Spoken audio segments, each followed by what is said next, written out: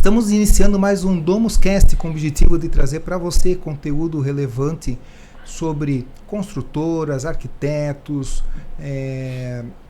síndicos e assim por diante. Estamos aqui com o Dr. Gustavo Camacho. Tudo bem, Gustavo? Tudo bem, Marcelo. Satisfação estar aí com você mais uma vez. Perfeito. E também com a Renata, mais uma vez, né, Renata? Mais uma vez, Marcelo. Então tá bom. Vamos ter um bate-papo aí descontraído, com muito conteúdo, logo na sequência. Que vem a nossa vinheta.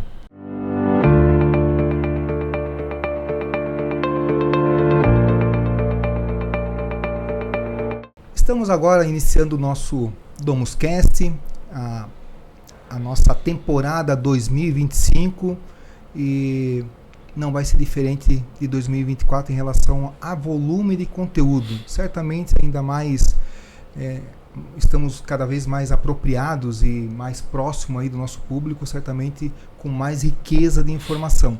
Estamos aqui com o Dr. Camacho, como eu comentei. Vou trazer aqui brevemente o currículo dele, que é super extenso, mas tem um baita resumo aqui. O Dr. Camacho é sócio da Carpati Camacho Advogados, pós-graduado em Direito Processual Civil e em Direito Empresarial, pós-graduado em Direito e Negócios Imobiliários, líder coach, palestrante, inclusive conosco algumas vezes ele traz algumas palestras, como também professor aí no nosso curso de síndicos, articulista de diversas mídias especializadas em direito condominial. Esse é o Dr. Gustavo Camacho. Se quiseres complementar, falar mais alguma coisa, fique à vontade, Camacho. É isso, Marcelo. Não, a importância é que a gente consiga compartilhar um pouquinho da vivência, porque por mais que se estude, a prática ela é fundamental. Conciliar a prática com a parte acadêmica. Perfeito. Também temos a Renata conosco aqui. A Renata representando aí a cooperativa Sicredi, né, gerencia a carteira de condomínios lá dentro já há quanto tempo? 6 anos? Quase 6 anos. Quase 5 para 6 anos. Se quiseres dar uma breve aí do seu currículo, fique à vontade. O pessoal acho que já me conhece bastante, já me tem como referência aí na área condominial, né? Então a gente já atua há quase 6 anos cuidando desse segmento que é muito bacana, muito importante, né? E aí já alcançando a marca de quase 1.700 CNPJs. Olha só. Bastante coisa. Eu acompanho há algum tempo, não sei exatamente há quanto, assim, em relação aos números, mas eu tenho lembrança. Até quando a superintendência era aqui na Marquês? Na Marquês ali, de ter escutado, mas eu posso estar enganado, mas assim, ter escutado lá atrás, há uns 4 anos atrás, mais ou menos, de 500 para 600 condomínios. Então, assim, em 4 anos entrou aí mais de 1.000 condomínios novos. Quase triplicamos a carteira. Quase triplicou. Quando eu entrei há 5 anos atrás, eu lembro da marca de 600, assim. Isso, essa é a lembrança que eu tenho, exatamente. Agora a gente já tá falando de 1.700, né? Parabéns. De uma carteira muito robusta. Isso significa um share aqui da nossa região de 70%. Isso mesmo. Maravilha. E nós vamos conversar aqui sobre um tema, enquanto falou em referência, assim, nós estamos então com 2 pessoas que são referências no que fazem, né? A Renata no atendimento a síndicos na cooperativa e o Dr. Gustavo Camacho na parte de direito condominial, uma referência na nossa região, estadual, nacional. Então, para nós é um privilégio poder contar com a colaboração de vocês e a troca de experiência.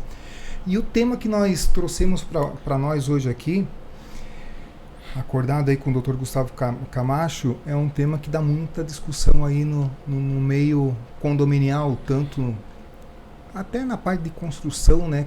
Desde o início da construção, como que vai fazer, o que vai construir, o que vai permitir, construção de regimento, de convenção, depois em condomínios já mais antigos, que já tem uma estrutura formatada e vem as novas ideias, atualizações de mercado mesmo, que as coisas vão evoluindo, né? Isso que a gente vai falar é uma coisa boa, mas alguns não gostam, e em alguns lugares talvez não caiba, não sei, nós vamos conversar aqui agora, que é o short stay. Falei certo? Short stay. Short stay, é isso mesmo, Marcelo. Fala um pouquinho para nós sobre isso. Bom, o short stay, ou as plataformas de curtíssima temporada. Aí tem diversas plataformas que fazem esse uso, como por exemplo o famoso Airbnb, entre outras. Tem várias outras que também operam nesse mesmo modelo. Tradicionalmente, nós tínhamos as locações ou por temporada, que é aquela do artigo 48 da Lei de Locações, que não ultrapassa a métrica de 90 dias de duração. As outras locações de maneira anual, que daí são aquelas que ultrapassam os 90 dias. E nós tínhamos as atividades hoteleiras, que daí basicamente a pessoa entra num dia, sai no outro. É bastante transitório. Só que há mais ou menos aí uns 6, 7 anos atrás a gente começou com essa modelagem dentro dos condomínios edilícios que tinham natureza eminentemente residencial. Primeiro nos empreendimentos já existentes, e agora nós temos a modelagem que já vem com a pré-concepção dos empreendimentos. Então o empreendimento ele já é concebido, algumas seções ou na sua integralidade, vocacionado para esse tipo de uso, que seria o short stay. E aí o que acontece? O mercado tradicional da incorporação imobiliária, a gente pega lá dos anos 1920 em diante, quando começaram os processos de incorporação imobiliária, as edificações, as unidades autônomas, elas tinham uma área grande. Eram praticamente casas empilhadas. Você pega os prédios antigos, todo mundo fala, porque aquele prédio é dos anos 40, olha o tamanho da planta, é imenso. Eram plantas grandes, né? Eram plantas grandes, você tinha uma sacada que na realidade era para ser como se fosse uma varanda com uma floreira grande. Geralmente era desse jeito. E aí, unidades com 3 quartos, 2 suítes ou até 4 quartos, porque as famílias também eram muito grandes. Era natural que isso acontecesse. Mas se a gente pega o extrato hoje do que se constrói, do que se vende, 70% das unidades autônomas são unidades de 2 quartos ou suíte mais 1. Porque as famílias elas reduziram, o metro quadrado ele está cada vez mais caro, os centros urbanos já antropizados, já urbanizados, demonstrando um IDH maior, também é cada vez mais verticalizado, a gente não tem mais muito acesso a residências. Se a gente vai em cidades mais urbanizadas, praticamente nos centros das cidades, não existem mais casas, mais residências nesse formato, fica mais na periferia. A gente vai para São Paulo, é o mesmo formato. Eu estive recentemente em Buenos Aires também, a mesma coisa, cidade totalmente urbanizada, com prédios construídos em formato de platibanda. E aí, hoje o que a gente tem também que roda muito bem? As unidades estúdio, que antes eram, estúdio é kitnet, né? Era até pejorativa a palavra, você mora onde? Eu moro numa kitnet. Agora é chique, agora não, agora é estúdio. Onde não, como que loft. Chama? Loft. Mora num loft. No loft. Agora kitnet. É kitnet. É kitnet, mas gourmetizada. Tá gourmetizada. Aí o que diferencia a kitnet para um loft, para um estúdio? A tipologia do empreendimento. Então, um empreendimento com uma extensa área comum, que potencializa com que a pessoa não tenha nem... Às vezes não tem nem cozinha. Às vezes não tem nem área de lavar roupa. Porque se a gente pega 1 metro quadrado, vamos lá. Em São Paulo, a gente chega a ter metros quadrados que custam 18, 19 mil reais. Aí, se você tem 3 metros quadrados vocacionados para a área de lavanderia, a gente está falando em 60 mil reais sem mobília. Perdidos, de área útil, aproveitável. Sim. Da unidade autônoma. Aqui em Joinville não chega tanto, a gente tem estúdios vendidos aí a 10 mil reais o metro, 10, 11 mil reais o metro, que já é bastante coisa para um estúdio, considerando que as unidades tipo de 2 quartos, 3 quartos, a gente tem aí uma métrica de metro quadrado de 8 a 9 mil reais em média na cidade de Joinville. Então, as incorporadoras vêm entendendo isso dessa forma, e o uso, e as famílias tendo a sua alternância. Hoje você não tem mais famílias grandes. É muito comum que antigamente as famílias tivessem 14 pessoas. Você vê, a família da minha esposa, o pai dela era em 14. Em 14? Era muita gente, né? Hoje você tem lá no máximo 2 filhos, é difícil quem tem 3 filhos. Sim. Ou então quando não é pai de pet, né? Mais um pet, né? O pai de pet. Ou então famílias que não existem mais casal. A pessoa, ela mora sozinha com um cachorro também, muitas vezes com um gato, com um pet, alguma coisa dessa natureza. Por isso as unidades cada vez menores. E quando a gente fala não só em moradia, mas a gente fala também em locação, como as pessoas se movimentam pelas cidades, a gente percebe que a locação tradicional para o investidor, quem compra imóvel não para morar, mas compra imóvel para investir, pensando em constituir uma carteira de recebíveis futuro, uma renda passiva. A locação tradicional, historicamente, ela vem pagando uma média de 0,5 em relação ao valor do imóvel. É muito pouco. Vale mais a pena você liquidar o imóvel e colocar num fundo de investimento, num CDI 100, por exemplo. Com a taxa de juros, a Selic lá em cima, a Selic batendo 15. Lá no Sicredi. Tá no Sicredi. Renda fixa esse ano vai ser excelente. Então, aí você vende o imóvel a 0,5, você vende ele, você coloca ele lá, rende mais. Sem risco. Sem risco nenhum. Então tem essa questão que você coloca na balança. Aí você pega uma cidade como Joinville, que a gente teve um aumento do metro quadrado em cerca de 15% e 17% na locação, você vai conseguir pegar 0,7. E ainda assim fica abaixo do CDI. Ainda assim não vale a pena do ponto de vista financeiro, a não ser pela valorização do metro quadrado. Porque você conjuga. Eu recebo 0,7 na locação, meu imóvel está valorizando também, aí ok, aí equilibra, chega a bater 1%. Mas se a gente analisa do ponto de vista do investidor, que ele quer constituir uma carteira de recebíveis estável, que pague acima do CDI, aí ele vai olhar, quanto menor o metro quadrado daquela unidade autônoma, mais retorno eu tenho, porque eu tenho menor investimento. Então eu imobilizo lá R$200 mil, R$250 mil para comprar um estúdio, que a gente tem estúdios aqui em Joinville de R$200 a R$400 mil, uma média. Coloco mais R$40 mil de mobília e recebo, quando eu loco via short stay, uma média aí de 1,5, 1,7, 1,8, dependendo da localização desse estúdio. O Dr. Camacho, e até estou lembrando, até anotei para não esquecer aqui de falar, talvez tenha relação. Se não tiver, tu fala que não tem, mas tem um empreendimento saindo aqui em Joinville, aqui nas proximidades da rodoviária, que a venda dele é um apartamento, vamos chamar de apartamento conjugado. Tem um termo certinho para isso, que eu não lembro qual que é. Então tu compra o apartamento, metade dele você vai morar e a outra metade você vai fazer a Airbnb, o short stay. Airbnb é uma marca, né? Tem tantas outras aí, mas é a que mais vem à mente assim agora, né? Mas tu vai comprar o apartamento e possivelmente o parcelamento vai pagar com teu apartamento do lado locado, porque ele é dividido em dois, assim. Eu achei muito legal ali. Eu achei a ideia super interessante. Certamente não tenho certeza, mas assim, possivelmente já nasceu para ser Airbnb. Com esse perfil de vocacionado Airbnb. Então aí já mora uma grande diferença dos que nascem para isso, que já possivelmente tem ainda discussão, porque tem gente que está comprando, não se toca, compra para morar lá e daqui a pouco vê um monte de gente diferente passando e pode não gostar. Mas também tem os antigos, né? Eu atendi agora faz pouco tempo uma empresa que eu não vou lembrar o nome agora, mas uma empresa de locação, tipo o Airbnb, esse tipo de locação curta, mas é uma outra marca. E eles têm um trabalho assim bastante diferenciado. Eu não conheço nenhuma das marcas. Talvez o Airbnb faça uma coisa semelhante também, não tenho certeza. Mas eles fazem o controle in loco. Sim. É muito, muito interessante assim.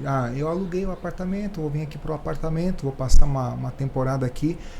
Quem vai entregar a chave é a empresa, não é um zelador, uma faxineira. Mas é aí que tá aí que tá a questão, Marcelo. Porque se eu comprei lá uma unidade short stay para essa finalidade. Se eu não tenho ninguém que vai me ajudar, quem vai ter que fazer? Eu, investidor. Eu vou ter que ir lá entregar a chave. Eu vou ter que ir lá contratar alguém para poder fazer a limpeza, para poder fazer a organização, para ver se tem coisa quebrada. É isso. Mas o investidor não quer isso. O investidor, ele quer receber a rentabilidade como renda passiva. Claro. Ele não quer ter trabalho com aquilo. Então, várias empresas se especializaram nesse perfil. Exatamente. De prestação de um serviço de concierge. E aí, o que acontecia no começo dessas plataformas?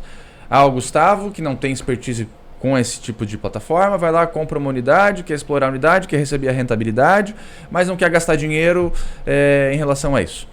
O que ele faz? Ele deixa a chave lá com a portaria, deixa a chave com o zelador e usa aquela portaria como se fosse um balcão de check-in e check-out. Dá problema. porque não tem controle daquilo que vem acontecendo. As edificações, sobretudo as mais antigas, não tinham tecnologia, suporte tecnológico para conseguir comportar esse perfil de usuários das unidades autônomas. E aí, obviamente, dava e ainda continua dando problema nessas edificações que têm esse perfil. E como eu comentei, vocês também, o nascimento da construção, quando ela nasce para isso, aí estou lembrando aqui, eu visitei alguns dias atrás o Parque das Águas, né? Um baita empreendimento aqui na cidade de Joinville, um bairro inteligente, né? Que a gente vai passar por isso daqui a pouco aqui na conversa, e na visita lá tem os empreendimentos comerciais, tem os empreendimentos residenciais, mas como está nascendo correto, por exemplo, no residencial, eu não vou lembrar o número exatamente, mas tipo 5 andares, os primeiros 5 andares de um prédio que é o primeiro prédio que está à venda lá, que eu vou começar a vender agora, aqui um tempo, é para locação Airbnb. Então assim, tem um prédio lá, uma torre lá de, vamos supor, 20, 30 andares, os 5 primeiros com acesso separado do outro, na mesma torre, mas o acesso é separado, o elevador é outro, não é o mesmo elevador que sobe ali naqueles dali para os que moram efetivamente no prédio. Isso já é algo que traz segurança para quem mora, né? Já pensado, né? Já foi construído pensado nisso, né? E isso é muito legal, porque o que acontece nesse tipo de perfil, cada vez isso vem se desenvolvendo. E aí é onde entram os multicondomínios, os supercondomínios, porque você consegue criar seções diferentes da edificação, inclusive com coeficientes de rateio diferenciado, para a gente fugir daquela métrica binária, é rateio por fração ou é rateio unitário. Nessa edificação específica, lá no Cidade das Águas, como é a tipologia? O pavimento térreo, na sua integralidade, ele é comercial, então ele tem um subcondomínio comercial ali. Os pavimentos superiores, eles não têm acesso à área comum de lazer do condomínio. Eles são todos estúdios, só que muito bem localizados. Outro subcondomínio ali. E aí a edificação com vocação residencial para quem vai morar lá, ou quem vai alugar anualmente, aí sim tem todo o suporte de uso do equipamento coletivo daquele condomínio e paga também o coeficiente de rateio diferenciado com um subcondomínio próprio, específico. Vai ter um subsíndico que vai cuidar daquela seção de edificação de maneira natural. Ou seja, a probabilidade de dar problema é mínima. Sim. A probabilidade de conceder uma rentabilidade interessante para o investidor é muito grande, porque isso foi pensado no momento da concepção do empreendimento. Agora a gente pega edificações de 10, 15 anos atrás. Já vinha se pensando algo similar. Aí a gente tem edificações com estúdios, apartamento suíte mais um, quarto mais um quarto e 3 quartos, todos no mesmo empreendimento, sem essa diferenciação de seções da edificação. O que a gente vem notando que vem acontecendo? Os condomínios se incomodam com isso, porque tem uma rotatividade muito grande de pessoas, e esse é um principal ponto, porque, mas é inseguro. Pode ser que seja inseguro. Mas e essas edificações com esse perfil vêm alterando as suas convenções para proibir o short stay, o Airbnb. E aí, o que acontece? Quem comprou com a finalidade de investimento, pensando nisso, vou constituir uma carteira de renda passiva, perde a sua renda passiva, porque ao invés de ter uma rentabilidade de 1.2, 1.3, 1.4, 1.5, vai passar a ter uma rentabilidade de 0.7, no máximo, isso se pagar muito bem. E aí, se for tentar liquidar o apartamento, a unidade, não consegue mais pegar valor de mercado. Porque quem é que vai comprar? Uma unidade estúdio, totalmente vocacionada para short stay, num empreendimento que tem uma cláusula na convenção que impede a alocação via plataformas de curtíssima temporada. Mas pode... Essa é a pergunta que tem recorrentemente. Pergunta do milhão. Porque assim, vai para uma assembleia... Bom, vocês sabem, eu sou síndico também, né? E eu tenho um condomínio que eu cuido de padrão médio para alto, e aconteceu algum tempo atrás lá que entenderam que uma unidade estava fazendo o Airbnb, porque aí quem faz, nesses casos faz meio escondido, porque não sabe se está liberado. É meu primo, eu entreguei apartamento do meu primo. Nunca vi tanto parente chegando naquele apartamento. Muito primo. Mas enfim, E aí a discussão sempre começa. É bem isso mesmo, tá? É um primo que foi aí. Aí na outra semana é uma tia, na outra semana é um irmão, e é cheio de parente. Mas podemos, até na convenção, possivelmente, ou regimento, esse é um condomínio bem antigo aqui. Pode proibir mesmo. Então, Marcelo, aí tem uma discussão, acho que é uma discussão ferrada. homérica que a gente tem já desde meados de 2020. A gente tem um RESP que ele é emblemático, é o RESP, o Recurso Especial 1819075, lá do Rio Grande do Sul. Ele é bem interessante, porque ele tem 79 páginas tratando a respeito desse assunto e não define exatamente qual é a questão. E a questão ela se resume basicamente na definição típica jurídica, se as plataformas de curtíssima temporada são locação residencial por temporada ou se são atividade de hotelaria. A locação de curta temporada, a locação de temporada, ela tem natureza jurídica eminentemente residencial. Ponto.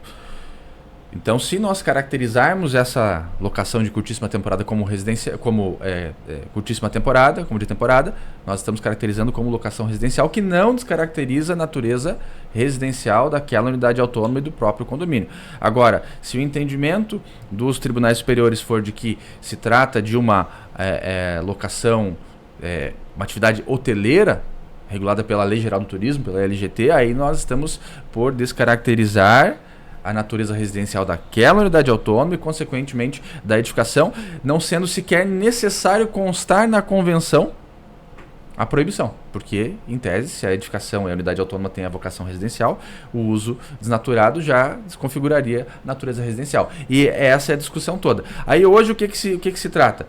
Mas a locação via short stay, ela não é uma locação típica porque ela não confere ao locatário e ao locador direitos típicos de uma locação. Como, por exemplo, não vai ter calção, não vai ter um fiador, não vai ter vistoria inicial, não vai ter vistoria final. Eu não vou discutir quem paga a despesa ordinária, quem paga despesas extraordinárias, porque isso tudo não se discute. Simplesmente paga-se lá um locativo pelo período do tempo que foi especificado. É isso que acaba acontecendo.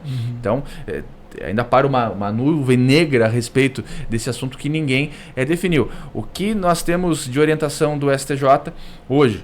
Tem algumas decisões conflitantes, algumas decisões que entendem que é uma locação residencial e algumas que entendem que a locação ela é atípica. E aí, esse RESP 1819075, que para mim é o mais emblemático, lá de 2020, ele tratou sobre o princípio da autonomia privada, que a convenção de condomínio ela é um contrato multilateral que tem natureza inclusive normativa, ou seja, aquele que não participou da deliberação em assembleia, ele se vincula àquela deliberação. Ainda que tenha comprado posteriormente a sua unidade, ainda que tenha alocado posteriormente a sua unidade, ele participa daquela deliberação que foi realizada. E aí, essa decisão tratou que seria importante colocar a previsão de impossibilidade na convenção de condomínio. Mais recentemente nós tivemos uma outra decisão conflitante que disse não tem nem necessidade de constar na convenção porque é uma atividade hoteleira, então em tese não teria nem necessidade. O que é mais seguro do ponto de vista técnico-jurídico? Chama uma assembleia, altera a convenção, permitindo ou proibindo o uso dessas plataformas. As incorporadoras que já vêm modelando os empreendimentos com essa finalidade já colocam na convenção o que elas entendem que é adequado, até porque elas vão ter que vender essas unidades autônomas, vão criar expectativas nos investidores e se algum desses investidores lá na frente não puder fazer uso das unidades para a finalidade de rentabilidade, de constituir uma carteira de renda passiva, essas pessoas vão estar frustradas e vão consequentemente ingressar com as ações em face da incorporadora, por lucros cessantes. O fato, Renata e Camacho, é que é algo aí que tu falou que iniciou com mais força nos últimos 6 anos aqui no Brasil, mas o fato é que é uma modernidade que a gente vai ter que se adaptar. Por outro lado, também tem torres, ou condomínios residenciais acostumados a morar só as famílias. Todo mundo se conhece, conhece o porteiro. Tudo isso traz uma insegurança para quem vive num condomínio desse tipo.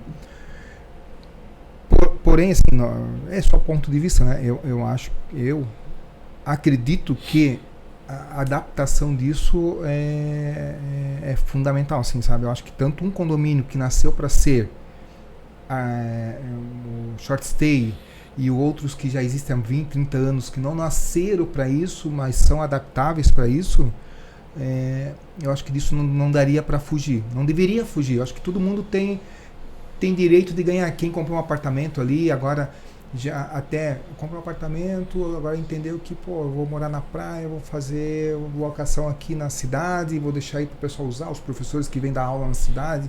Enfim, o mundo é para todos, né? Agora, no meu ponto de vista, o que pega são as regras relacionadas, né? Eu acho que deveria não batalharem para proibir, batalharem para regulamentar e organizar como entrar no condomínio, quem que pode entrar, tem que ter a facial. A facial vai ter que cadastrar e vai ter que passar pelo síndico. É mais trabalho para o síndico, mas o síndico valida, o cara não entra. Exemplo, né? Uma coisa simples assim que dá para fazer. Então, assim, se tem lá no condomínio 40 unidades, 10 querem fazer Airbnb, já vai pegar, porque os outros 30 não querem. Mas se esses 10 falar, não, então nós vamos investir, vamos botar uma facial, vamos fazer isso, vamos fazer aquilo, vamos fazer algumas coisas que podem colaborar na validação, né? Eu já tive a oportunidade, Marcelo, de trabalhar num empreendimento antigo, já um empreendimento de 30 anos, mas com um misto de unidades suíte mais um e estúdios. Só que era um empreendimento antigo, então o suporte tecnológico não existia. O que nós fizemos nesse empreendimento para poder fazer a viabilização? Nós trabalhamos num regulamento interno, que era inexistente praticamente. Então, um regulamento interno que vale para todos, não vale só para quem loca via short stay. E o condomínio, por sua vez, ele investiu em tecnologia. Cadastro facial para poder fazer o acesso nas áreas comuns do empreendimento. Isso resolveu o problema, porque, eu não sei quem está circulando. Mas tem cadastro? Agora você sabe quem está circulando. A pessoa teve que se cadastrar para poder fazer o acesso à edificação, porque se não se cadastra, não acessa. E as regras muito bem definidas. E quem é responsável pela unidade autônoma? Se o locatário de short stay, ele descumpre as regras? É o proprietário. Sim. Então o proprietário vai ter que cuidar muito bem de quem, com quem ele se relaciona, com quem ele aluga. Porque o sucesso de qualquer locação, e a locação short stay não é diferente, sucesso é uma prévia checagem de quem é o locatário. Agora, se a gente vai nas praias, por exemplo, que é onde tem o maior índice de problemas existentes. Se você vai lá na cidade de Balneário Camboriú ou Itapema, tem um cidadão lá embaixo da ponte com a chave e a plaquinha escrita alquila-se, aluga-se. Cara, você vai alugar daquele cara? Ele não vai fazer cadastro nenhum, ele simplesmente vai te dar a chave, tá aqui, vai lá. Esse é o problema, que não está organizado, entende? Ô, Gustavo, uma questão voltando um pouquinho.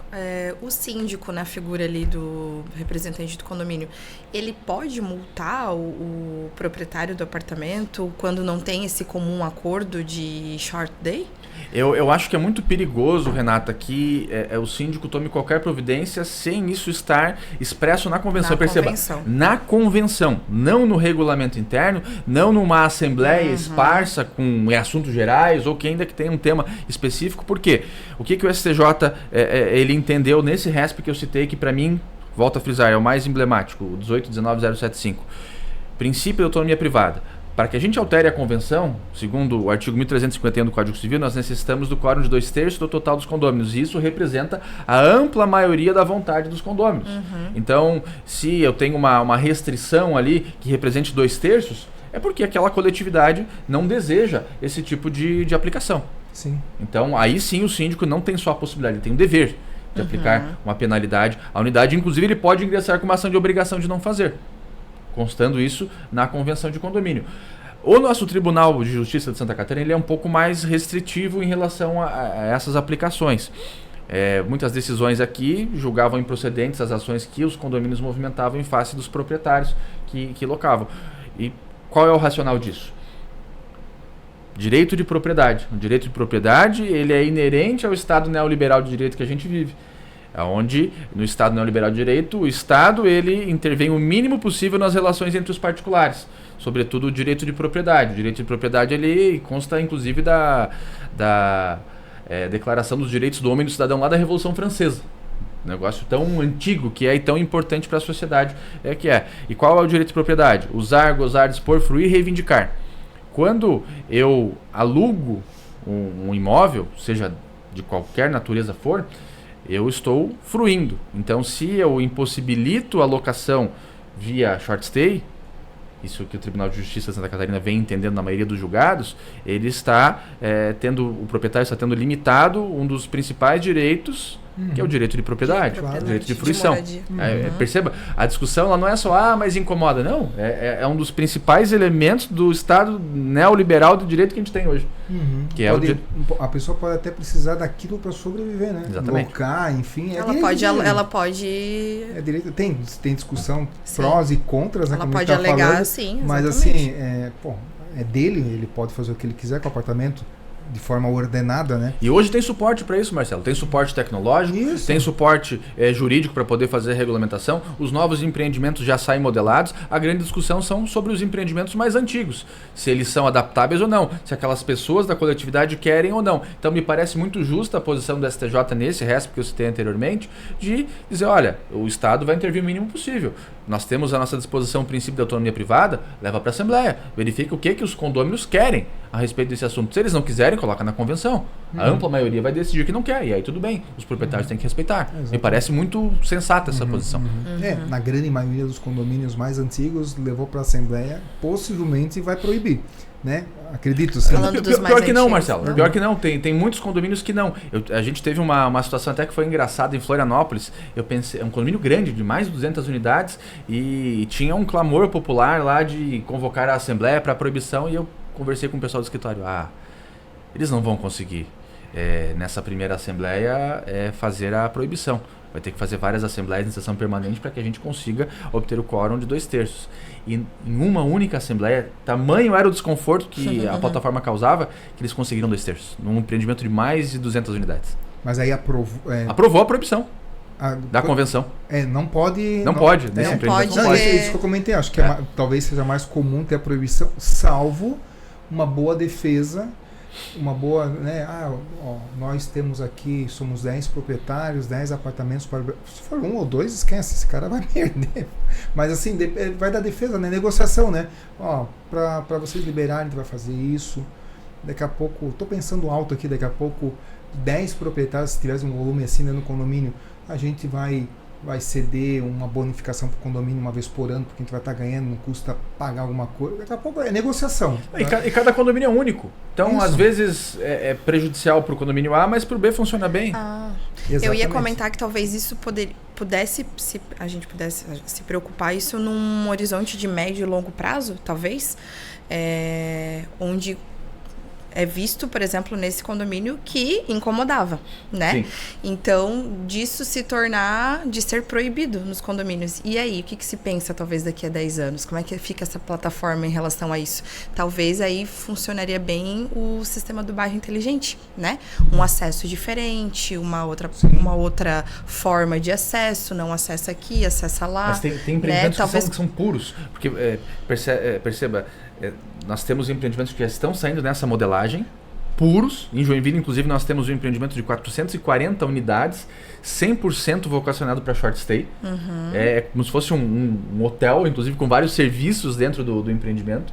É uma modernidade para a cidade de Joinville. Outras cidades, já maiores centros urbanos, já possuem esse tipo de aplicação. E hoje as incorporadoras, entendendo isso, elas vêm fazendo exatamente isso, Renato.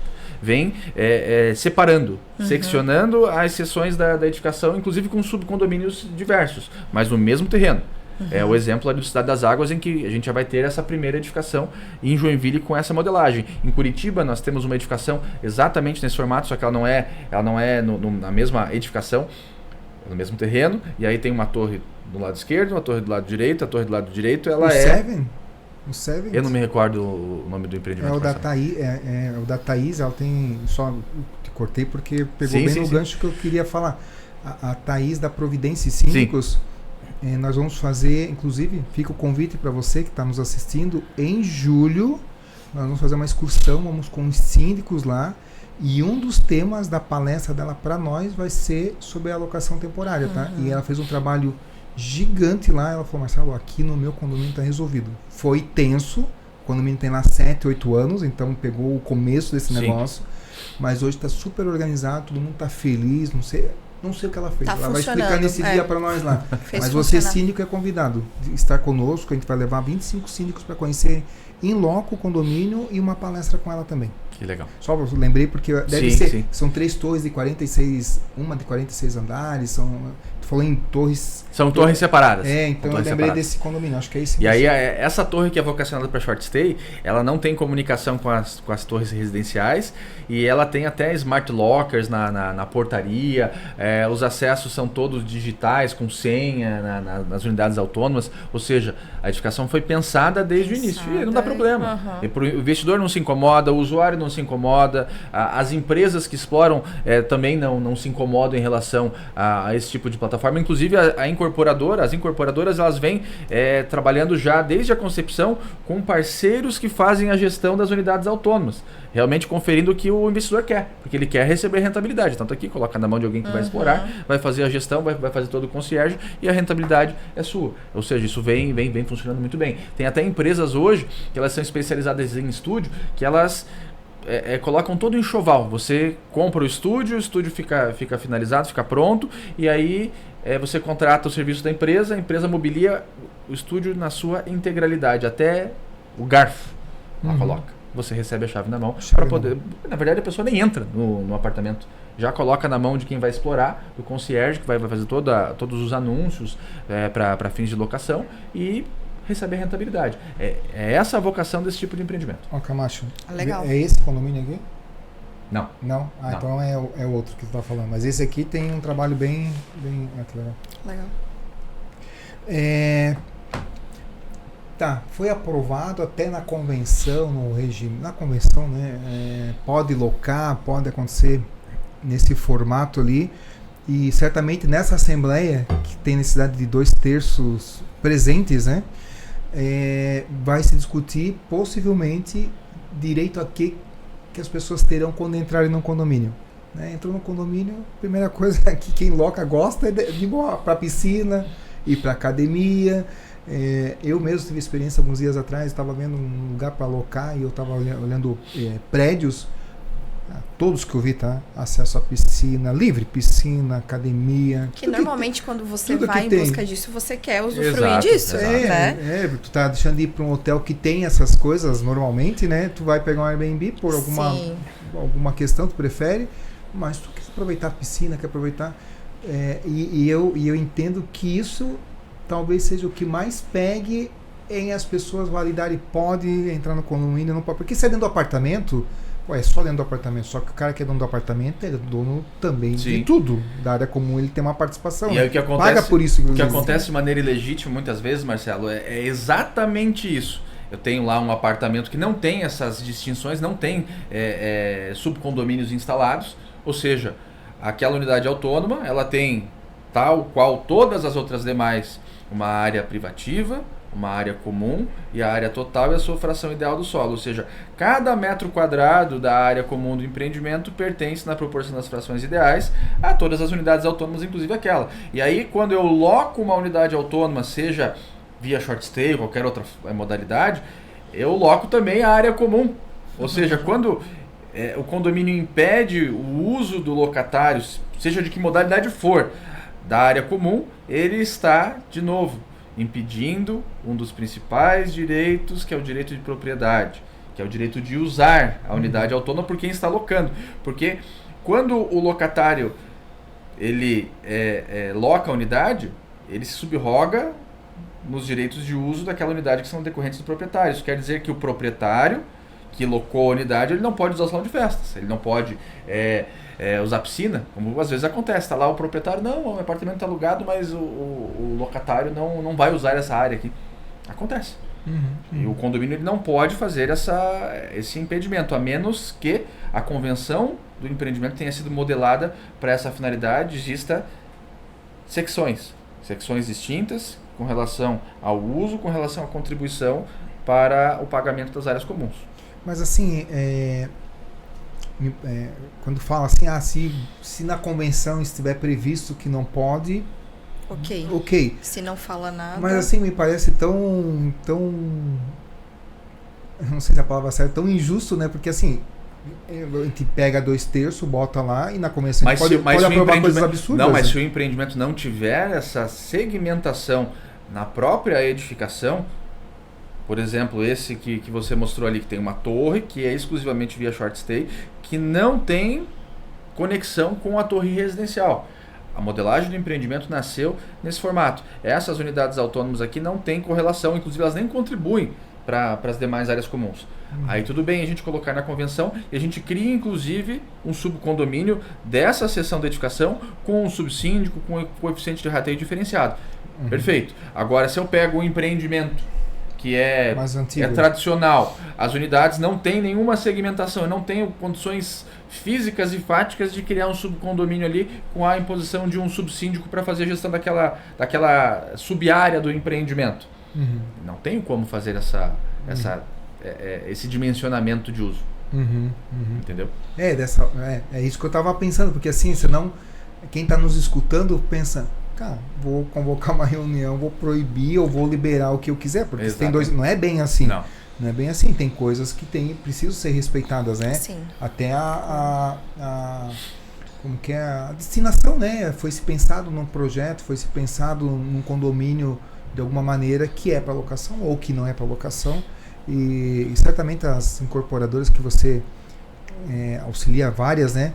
Estão trabalhando fortemente em vir com isso já enquadrado para que seus clientes não tenham nenhum problema com isso, né? O cara comprou para alocar, ele quer alocar, ele não pode deixar, ele não vai morar no loft, ele mora num grande apartamento, comprou lá 5 lofts para alocar.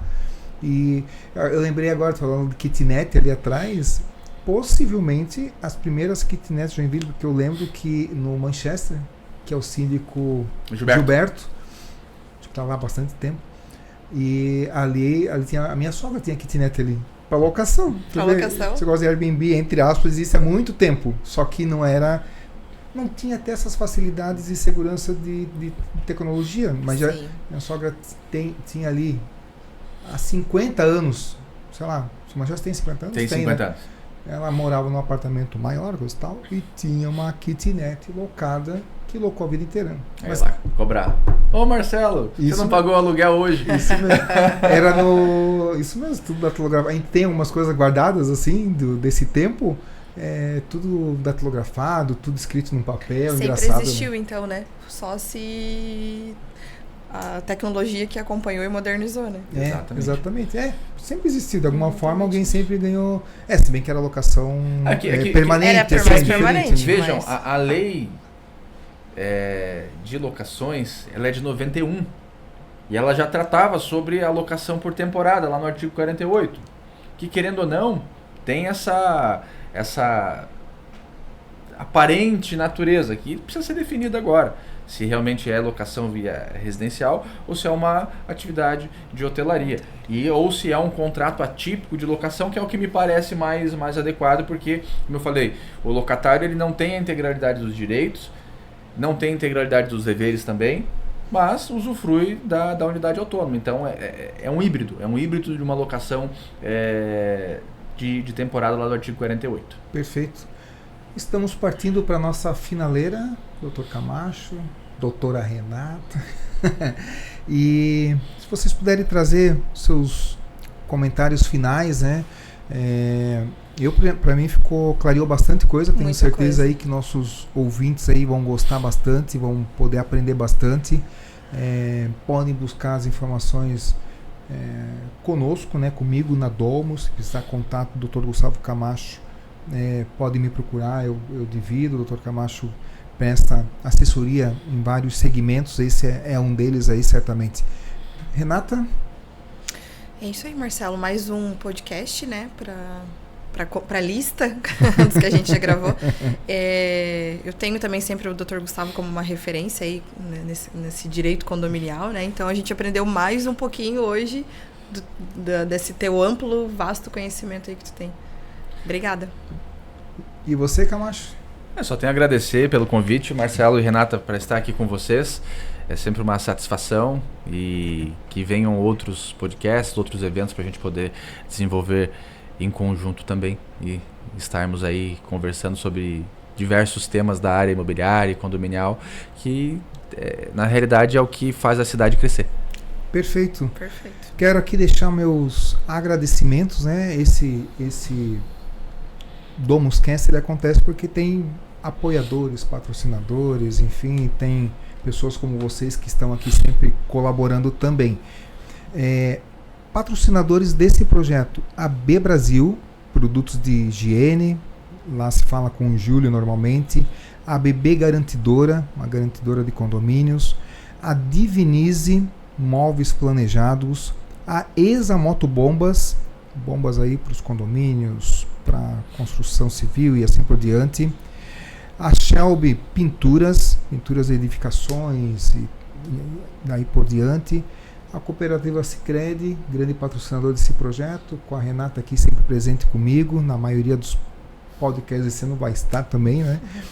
E outros apoiadores como a Sync, administradora, a Torre Facilities, a S-Work UX, é o melhor co-work do Brasil, ele funciona aqui no centro de Joinville, na Rolf Kulin, o Rooftop Rolf Kulin, onde nós estamos fazendo agora nossos eventos da revista, voltado os eventos da Domus de forma geral, e também que a gente nem encostou, né? A gente vai encostar agora daqui a pouco então nessa comida aqui, que é o pessoal da Calanta, é um café que tem lá no centro, e a Chef Silei, são que contribuem aí com os nossos comes aqui. Dessa forma, me despeço desse podcast, muito satisfeito aí com a entrega que vamos fazer para você. Marque lá o sininho, receba as notificações, escute nas plataformas Spotify, YouTube. Estamos juntos. E que venha a nossa vinheta.